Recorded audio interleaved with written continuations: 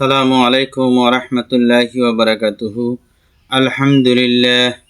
আলহামদুলিল্লাহি নাহমাদুহু ওয়া নাস্তাঈনুহু ওয়া নাস্তাগফিরুহু ওয়া নু'মিনু বিহি ওয়া নাতাওয়াক্কালু আলাইহি ওয়া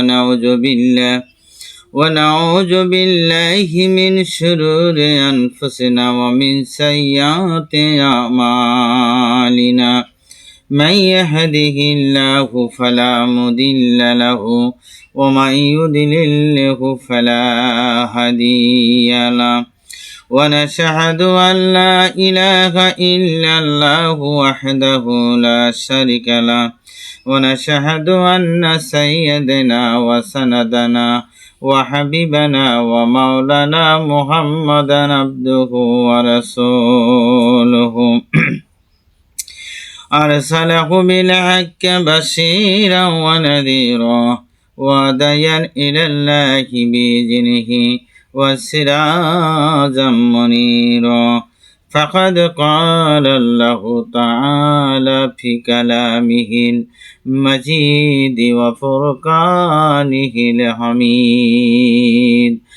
أعوذ بالله من الشيطان الرجيم. بسم الله الرحمن الرحيم. إن الله وملائكته يصلون على النبي يا أيها الذين آمنوا صلوا عليه وسلموا تسليما. صلى الله على محمد صلى الله عليه وسلم.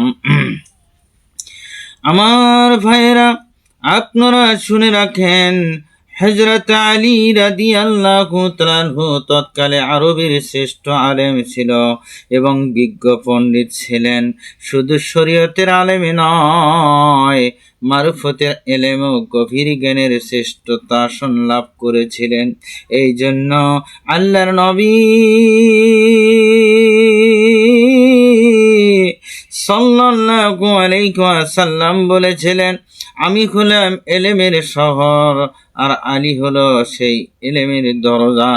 ইহার দরজা জ্ঞানে গুণে তাকে সাধনা ইবাদত বন্দেগীতে বীরত্ব বিক্রমে তার সমতুল্য আর কেউ ছিল না। এই সব কারণে হুজুর সাল্লাল্লাহু আলাইহি ওয়াসাল্লাম হযরত আলী রাদিয়াল্লাহু তাআলা আনহুকে বেশি ভালোবাসতেন। একদিন হুজুর সাল্লাল্লাহু আলাইহি ওয়াসাল্লাম তাকে বলেছিলেন, হে আলী, বেহেশতে তুমি আমার সাথে সর্বপ্রথম প্রবেশ করবা। কিন্তু তার সম্বল বলতে কিছু ছিল না। তিনি হুজুর সাল্লাল্লাহু আলাইহি সাল্লামের তত্ত্বাবধানে মানুষ হয়েছিলেন। একদিন হযরত আবু বকর সিদ্দিক রাদিয়াল্লাহু তাআলা আনহু, হযরত ওমর রাদিয়াল্লাহু তাআলা আনহু, হযরত আলী রাদিয়াল্লাহু তাআলা আনহু তিনজন একসাথে রাস্তা দিয়ে যাইতেছিলেন। হযরত আবু বকর সিদ্দিক রাদিয়াল্লাহু তাআলা আনহু আলীকে ডাক দিয়ে বললেন, এ যাবৎ ফাতেমার জন্য বহু বিয়ের প্রস্তাব এসেছিল বিভিন্ন জায়গা থেকে, কিন্তু হুজুর সাল্লাল্লাহু আলাইহি সাল্লাম কোনো প্রস্তাব মানলেন না বা কোনো কিছুই শুনছেন না। এবার আপনি হুজুর সাল্লাল্লাহু আলাইহি সাল্লামের দরবারে গিয়ে এই বিয়ার প্রস্তাবটা দিয়ে দেখুন, মনে হয় আপনার প্রস্তাব সে গ্রহণ করবে। এই কথা শুনে আলী রাদিয়াল্লাহু তাআলা আনহু ডাক দিয়ে বললেন, ফাতেমার এর সাথে